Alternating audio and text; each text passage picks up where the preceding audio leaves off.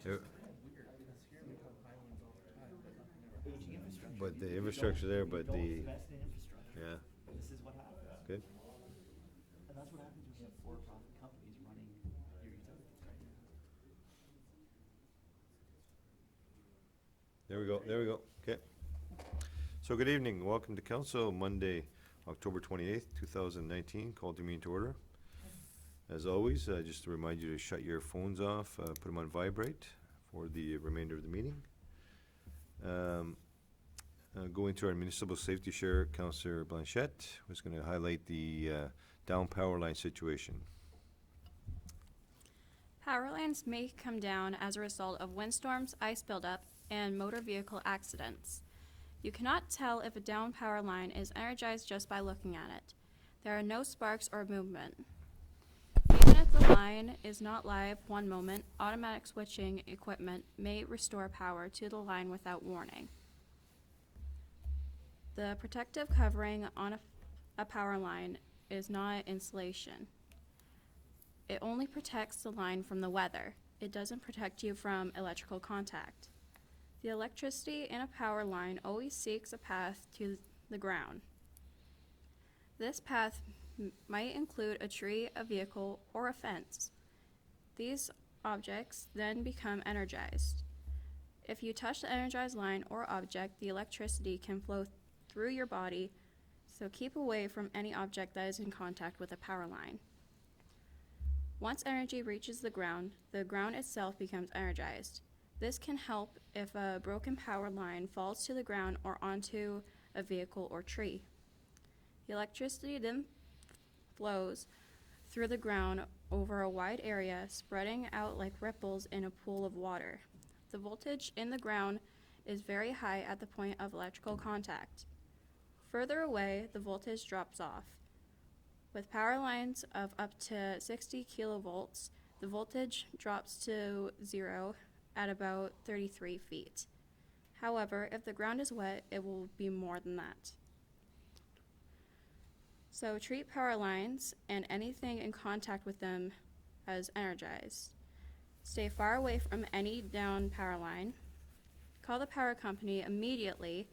A crew with proper training and equipment will arrive as soon as possible, and wait for the power company representative to confirm that it is safe to approach the scene. Only the power company can confirm that the system has been de-energized and that power will not automatically be restored. Great, thanks for that. As Councilor Lake mentioned, the fact that California is going through that experience right now with just down power lines creating wildfires and very dangerous, so good thing to keep in mind. Okay, I have a motion here that Council hereby accepts the agenda, actually any additions or deletions to the agenda tonight. We have everybody good with their verbals? Yep. Good, okay. The motion is the Council hereby accepts the agenda for Monday, October 28th as circulated and or amended. Moved by, well, we're going to rotate, I guess. There's two of us. Councillor Valance and second by Councillor Lake. All in favor? Carried, thank you.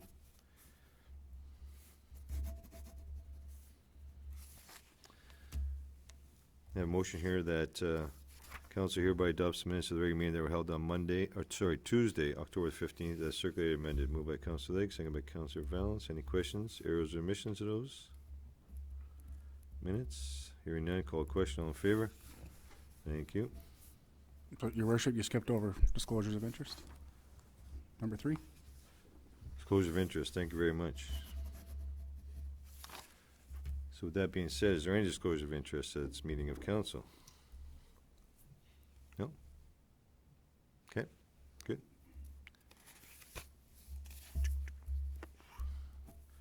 Verbal report and attendance of the Thunder Bay District Municipal League. Councillor Valance. Sorry, Lori. Lori? Oh, okay. Oh, Daryl's got one for you. That's fine. Your computer crashed? Thanks. Okay, so we were We're municipal league? We're just going to do the verbal update in the Municipal League right now. So, Councillor Valance. So first of all, I'd like to thank you for the opportunity to be able to participate. For me, really, it's a good learning experience for the networking component to get to meet the other counselors, the other mayors, have the opportunity to sit down, talk over dinner and over the presentations and stuff with them and just kind of get a lot of their experience and their knowledge. We sat through a few great presentations, some on waste reduction, energy conservation, taking waste and converting it to energy, kind of similar to the biomass process. And then there was a EMS presentation.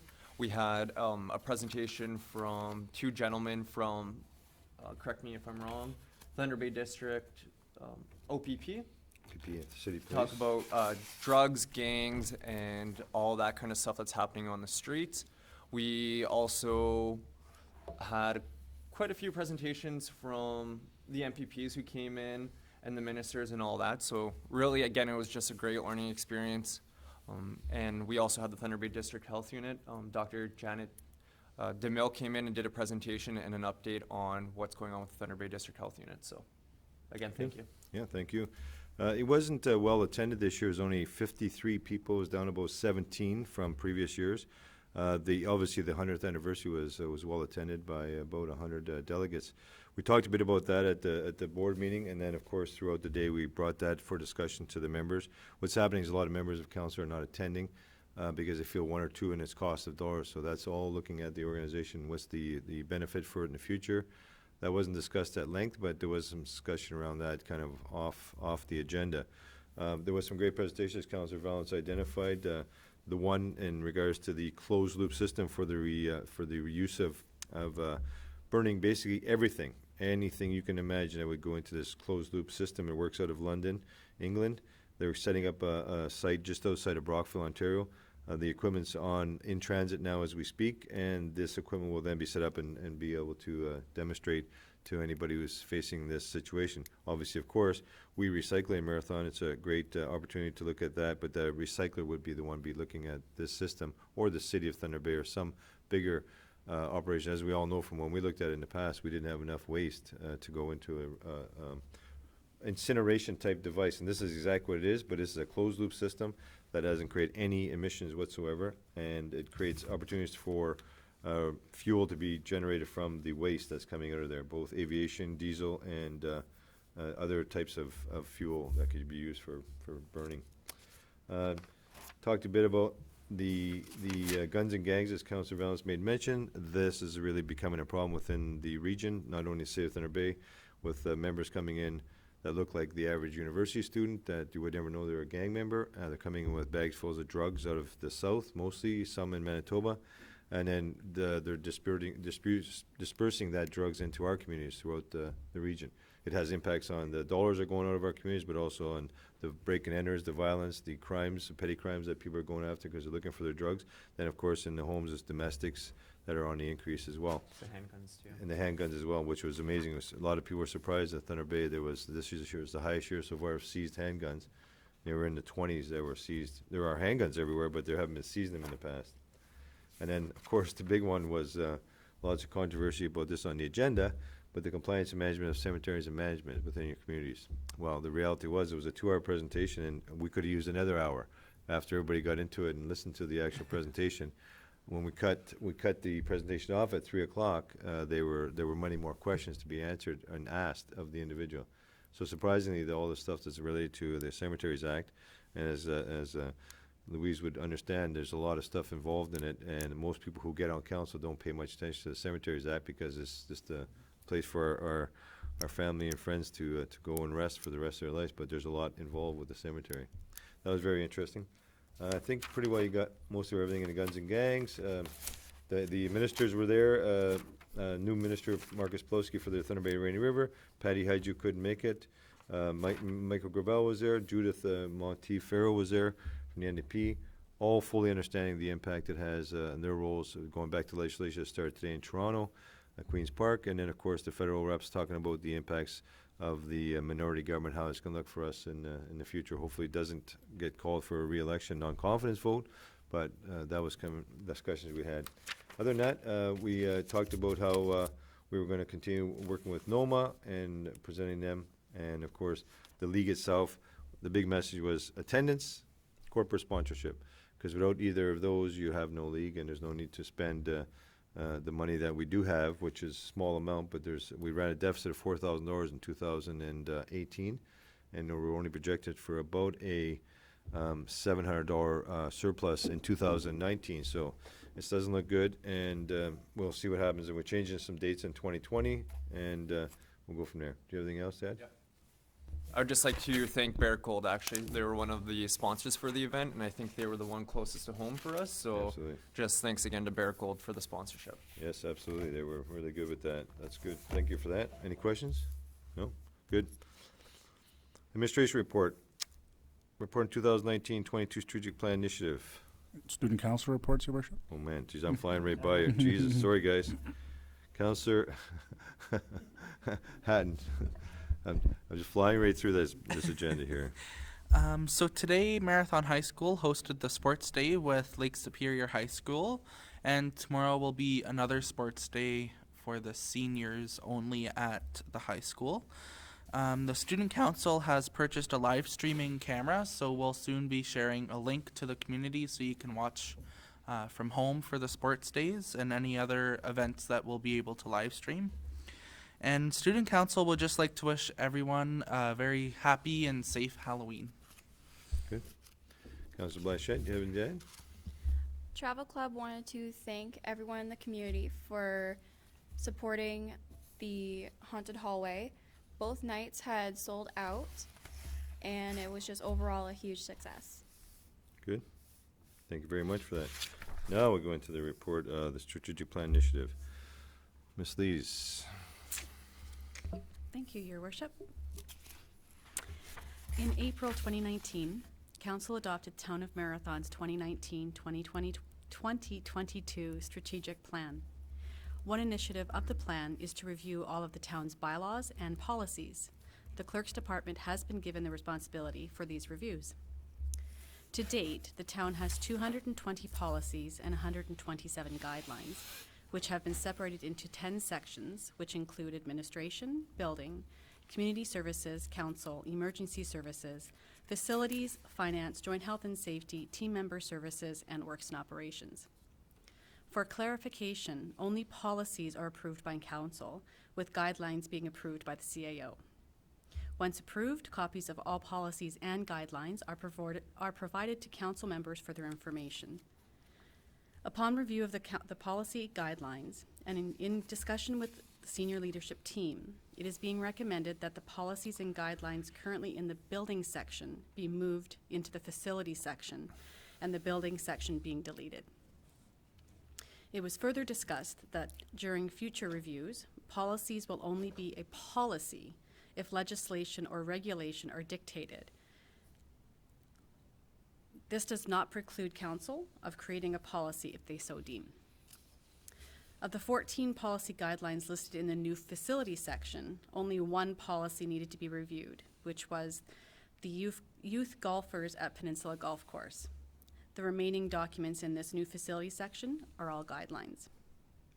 It is the recommendation of administration to delete the youth golfers at Peninsula Golf Course, as it is currently not being enforced. So the options are approve the policy changes as presented and delete FA 0003, which is the youth golfers at Peninsula Golf Course. Do not approve the policy changes.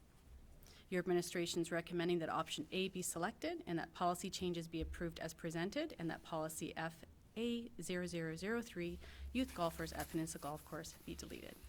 Good, thank you for that report. I do have a motion that council hereby accepts the attached report and recommendation on 2019 through 22 strategic plan initiative policy review, and further that council approve the policy changes as presented and delete policy FA 0003, youth golfers at Peninsula Golf Course policy. Councilor Valance, and second by Councilor Lake. Any questions of that policy change? I have one in regards to the comments on section that if further discussed in the policy reviews of policy legislation or regulation and dictating whether the requirement of a policy. So unless it's legislative policy from the Government of Ontario, you're saying that council doesn't have the mandate to create policy? Clarification on that. No, what we found upon the review is there's many, of the 220 policies that the municipality has, there are many that actually should be guidelines because they're administrative in nature, they're not governance in nature. So a policy should really be a governance policy where it's dictated that council has the ultimate authority for approving it and ensuring that it takes place within the municipality. And in terms of administration, an example would be if we put a standard operating procedure in place, right? That becomes a guideline that's approved by the CAO. That doesn't need to go to council. It's on a day-to-day requirement. So the clarification is, as we move forward, when it's governance, regulatory, legal in nature, it's a council policy. When it's day-to-day operating, it's an administrative guideline. Everybody's clear on that? Good. So with that being said, I call them, move the question, all in favor? Carried, thank you. Thank you for that report. Report on the appointment of external auditors. So Mr. Verbo is ill, Your Worship, so Yep. I'll take that one for him. Okay. So Section 296 of the Municipal Act requires the municipality to appoint an auditor to annually audit the accounts and transactions of the municipality and its local boards. Subsection 296, Clause 3 limits an auditor's term to 5 years. In 2013, a request for proposal was issued for external auditing services. 4 firms submitted a proposal. Grant Thornton was the lowest bid, being 10% less than its competitor BDO. In the Thunder Bay Municipal District, Grant Thornton conducts the municipal audit for Manitouwadge, Terrace Bay, Scriber, Nipigon, Greenstone, Dorian, Shunya, and Oliver Papoonge. Only Red Rock uses BDO. In 2017, the audit fee for both the municipality and the library was $30,376. In 2018, the fee was $33,000. Grant Thornton is offering $32,900 to do the audits of 2019 and 2020. For the following years of 2021 to 2023, they propose $34,550 per year. These fees do not include performing the audit of the Marathon Senior Supportive Housing Corporation, as that's under their own budget. And the financial implications are the proposed fees for 2019 are $263 lower than the fees for 2018. Your options are A, pass a bylaw appointing Grant Thornton as the auditor for the town of Marathon for the 5-year term of 2019 to 2023, or B, direct administration to investigate a different audit firm. And your administration recommends that option A be approved, and the council adopt bylaw number 1961, appointing the firm of Grant Thornton as the auditor for the town of Marathon for the 5-year term. Thank you for that report. I have a motion here that council hereby accepts the attached report and recommendation on the appointment of external auditors, and further that the appropriate bylaw be adopted and enter into a 5-year agreement with Grant Thornton LLP as auditors for the town of Marathon. Moved by Councillor Lake, second by Councillor Valance. Any questions to that motion? Yeah? So I'm trying to remember, I think Grant Thornton's been here every year since I've been, how many years have we had them as our auditors? And we've been pretty much without hiccups for that period, correct? Yeah, certainly as long as I've been with the municipality for 18 years. So certainly no issues. I think there's a level of comfortability with Grant Thornton. They certainly know the municipality. Frank Lopez has been the partner, been on our file since that time. And I think in this case, we've obviously been able to negotiate, a fee that is in line with what we would expect. So there would be no real advantage to going to the market to try and find a different firm. Absolutely. When I started on council in 91, Frank Lopez was just coming out of school, so he is now the partner. So it's been about 30 years roughly that they've been with us. So with that being said, all in favor? Carried. Thank you. Up next, we have a report on the wastewater contract for the town of Marathon. Mr. Hishka.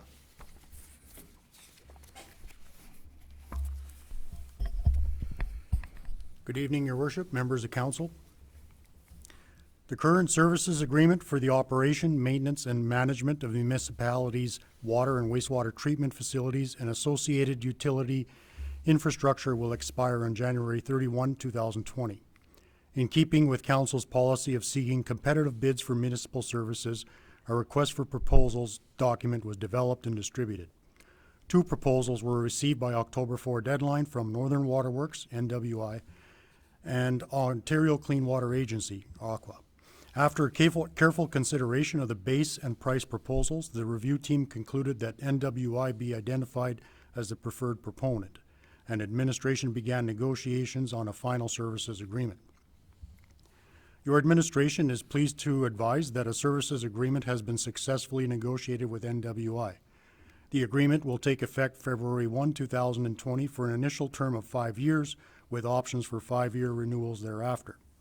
The agreement is comprehensive in that it clearly identifies the expectations and responsibilities of both NWI and the municipality and ensures the facilities will be operated and maintained to the highest standards while meeting the requirements of all applicable environmental laws.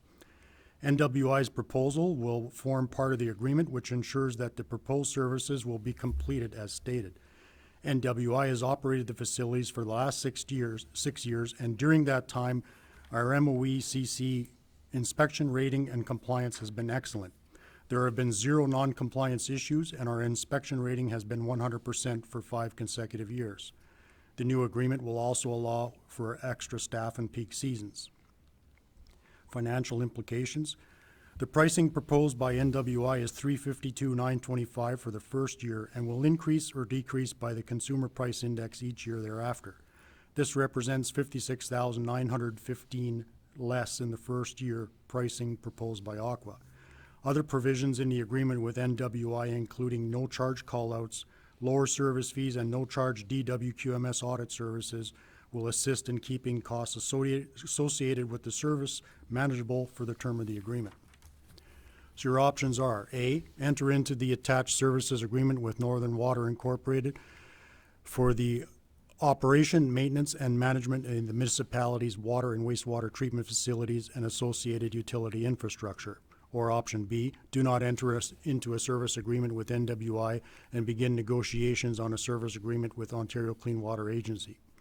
Recommendation: your administration recommends that option A be selected and that bylaw number 1962 be approved, authorizing the mayor and clerk to enter into the attached services agreement with Northern Water Incorporated for the operation, maintenance, and management of the municipality's water and wastewater treatment facilities and associated utility infrastructure. Thank you for the report. I do have a motion here that council hereby accepts the attached report and recommendation on water wastewater contract. For that the appropriate bylaw be adopted, enter into a 5-year agreement with Northern Water Works for the operation, maintenance, and management of the municipality's water, wastewater treatment facilities and associated utility infrastructure. Moved by Councillor Fallon, second by Councillor Lake. Questions? Councillor Lake. Yeah, just a question about saying that there's extra staff at peak seasons. How does that work? Does that mean we're going to have our staff trained to be able to be available, or is that staff for them? It's just that we required more man-hours on the site, and so they've proposed that they'll have them there for the peak seasons. Anything else? So I do have a question in regards to the overall contracts. You're talking in the financial implications pricing at $352. This represents $56,000 less than the first year pricing proposed by Aqua. So is this the term of the contract, or just for the first year, and then it's based on the increase or decrease of the consumer price index per each and every year? Well, the proposal shows the CPI projected increase, I guess an average. Yeah. But we've got 5-year pricing from both parties, so it Right. was 56.9 in the first year, 50,739 the second, then 52.6, 54.6, and 56.6 progressively. Okay. So each year it's in that range. Yes. Okay, for the 5 years. Now, in your motion here, and whether it's in a bylaw, I didn't get through the whole bylaw completely. Will the bylaw identify whether or not the 5-year agreement with the option of the 5-year extension be in the bylaw? I'm not sure what's in the bylaw.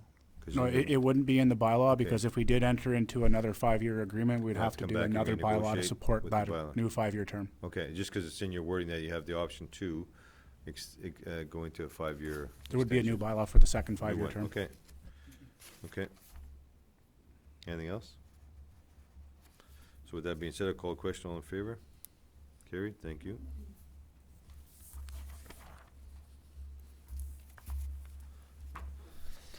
Report on Marathon water quality taste testing. Sorry. Good evening again, Mr. Hishka. Thank you, Your Worship. So the 65th Annual Northwestern Ontario Water and Wastewater Conference was held in Thunder Bay October 17 and 18. Marathon's delegation delivered samples of our drinking water to enter into the annual drinking water taste test. Marathon was declared the winner for best tasting water in northwestern Ontario. The contest was open to all northwestern Ontario municipalities, First Nations, and private water systems. As council is aware, our water source is non-Goody. Goody means groundwater under direct influence. Our source is non-Goody groundwater, which is an excellent head start for water quality. Our maintenance procedures and monitoring of the distribution system by our qualified operators ensures that the system is able to deliver that water reliably. Aside from high consumption due to leaks, bleeders, and waste, our distribution system is in good shape. We will continue to seek improvements wherever possible and with support of council.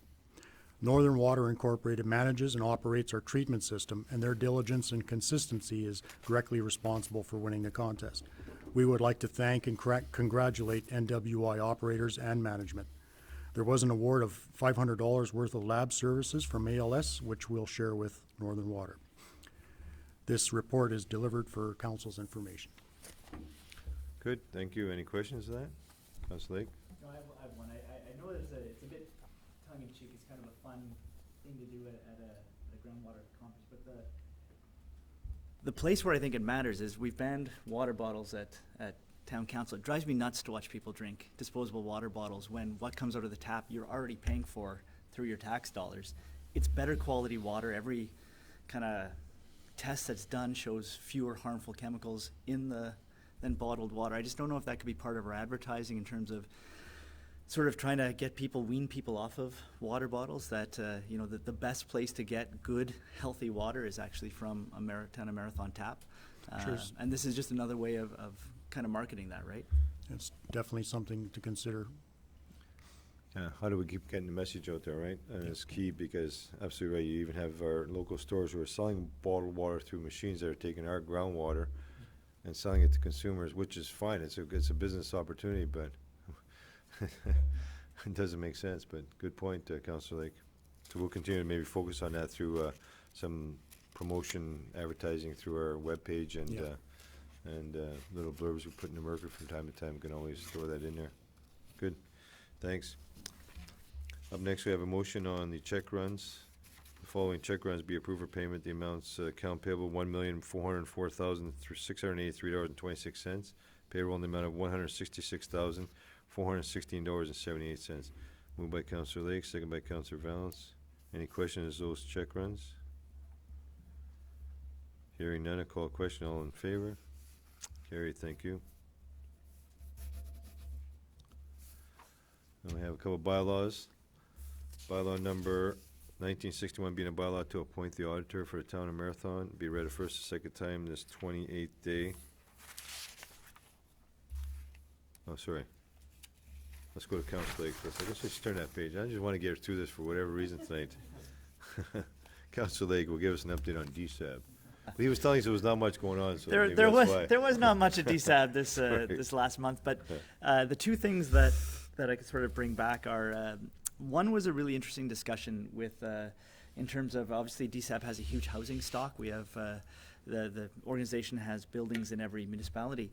But a big turn they've been doing is with climate change.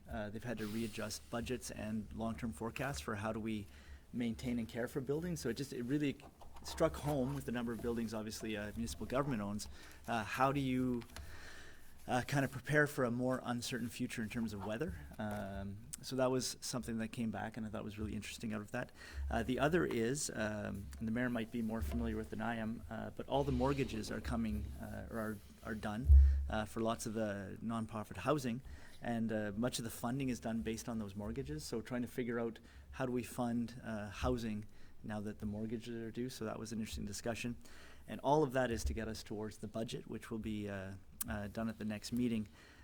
My continued take from as a small municipality is that we cannot afford a rise in the levy. That it's, I think, the duty and incumbent on DSAB to keep things down. As the government of Ontario changes some of the rules, I think we need to be sensitive to small municipalities that they can't be left holding that bag for program changes that are announced by the province. So as we head into the budget this month, certainly that'll be my message from Marathon. Thank you. Any questions? Thanks for that, Councillor Lake. Councillor Valance with the Thunder Bay District Health Unit. All right, thank you, and I apologize for using my cell phone for this report.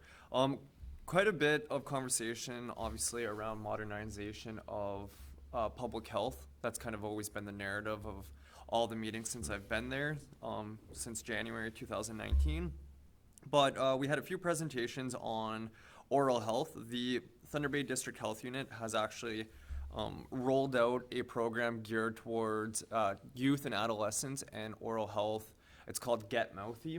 You can see it's all on their website, some social media, rollouts, marketing, and all that kind of stuff. And they're doing a lot of pop-ups in the high school and stuff. And I believe they will be coming here in second semester for our high school students. Again, a lot of conversation about modernization and how it's going to affect the communities and the DSAB, if there is going to be any amalgamations and stuff like that. And with that being said, there was also talk about the Alpha Fall Symposium down in Toronto. That's happening November 6th, 7th, and 8th. And there's a few members of the board who will be attending that. And lastly, there was conversations about the rollout of the 2018 annual report, which you can find on the Thunder Bay District Health Unit website. So Good. that's about that. Any questions? Okay, thank you for that report. Now we'll go into bylaws. Bylaw number 1961 being a bylaw to appoint the auditor for the town of Marathon be read a first, second time this 28th day of October 2019. Moved by Councillor Valens, second by Councillor Lake. Any questions? Hearing none, call question all in favor. Thank you.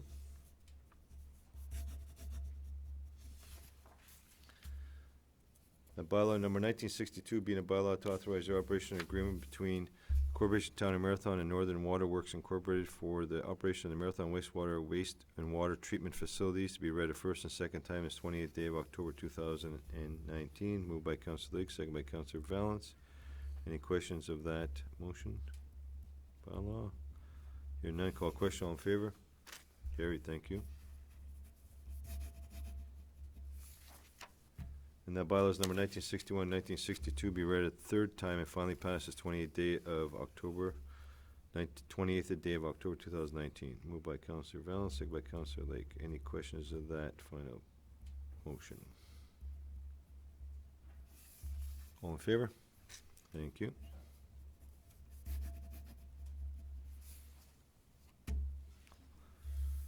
Okay. Unfinished business, we had, the theater lease was to be brought tonight, but it's been deferred till the November 12th meeting, 2019.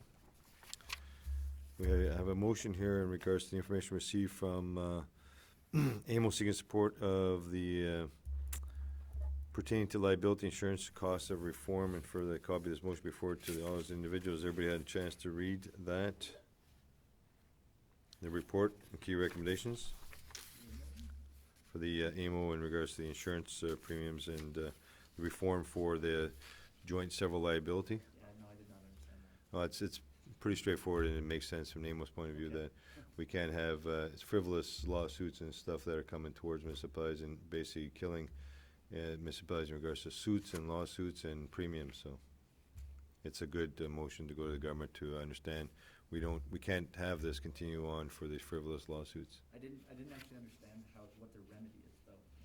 I just didn't understand the insurance-y part of it. Well, the remedy is for the AMO to tell the government that these frivolous suits can't come forward, so that the courts have to recognize that these people are just coming forward to try to sue the municipalities, and they're going after the biggest pockets, right? Mr. Skrzynski. Yeah, so to Councillor Lake's question, so really, currently, and this has affected and currently is affecting the town of Marathon, under joint and several liability, several is exactly that, which is, when something happens, even if there is a limited scope of liability, it's the deepest pockets who get named. So anything that theoretically happens in the town of Marathon, we're going to be named in a joint and several liability lawsuit. Really, the main point that AMO is proposing is they go to a proportionate liability model, which exists in Western Canada, which is if you're responsible for the issue that took place, you're responsible. Just because it happened in the town of Marathon doesn't mean we should be named, as joint and several to the liability. So really, that's what it is they're saying, let's utilize other models within Canada which are much more respectful of, how the insurance process is supposed to work, as opposed to municipalities having to defend themselves in frivolous claims just because it took place within the corporate boundaries. Good? So with that being said, I'll call a question. All in favor?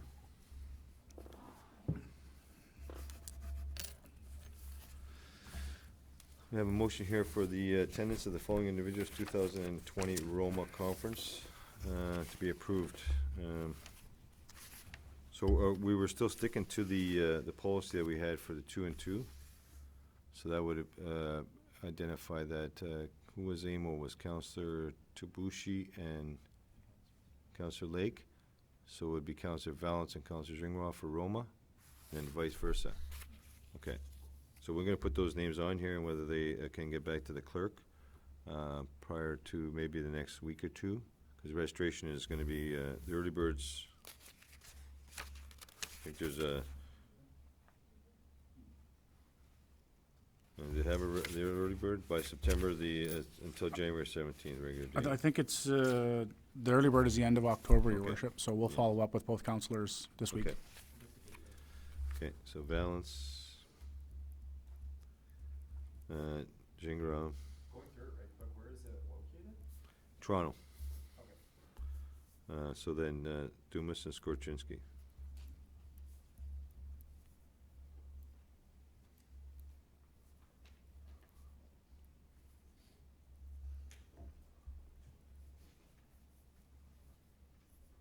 Okay. So moved by Councillor Lake, seconded by Councillor Valance. Councillor Valance, Zingra, Dumas, and CAO Skorchinski will be attending on behalf of the municipality. All in favor? Carried, and we will all get back in touch about the attendance.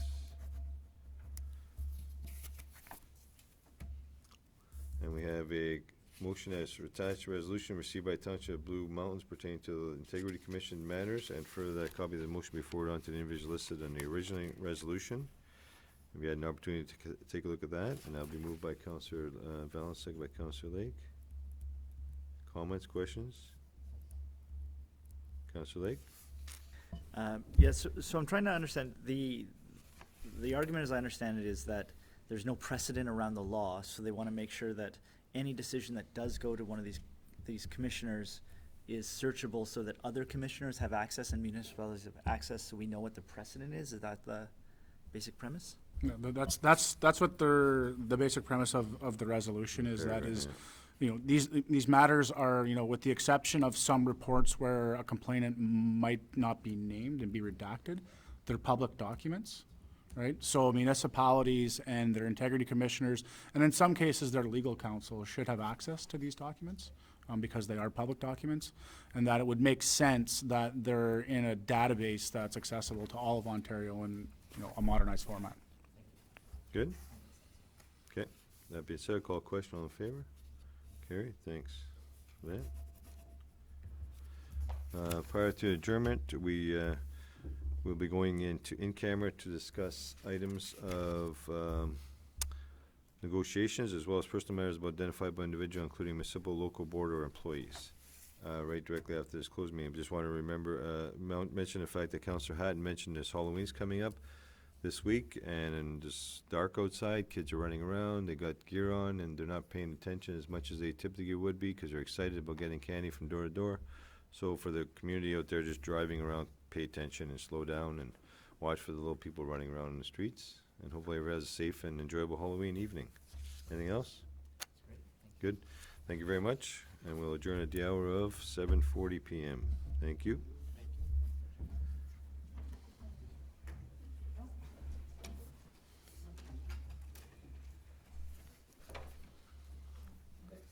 Good job, Adley. Yeah. Good first report. Well, that was, Meeting? yeah, Terry and Aqua. I don't know why they drove down, but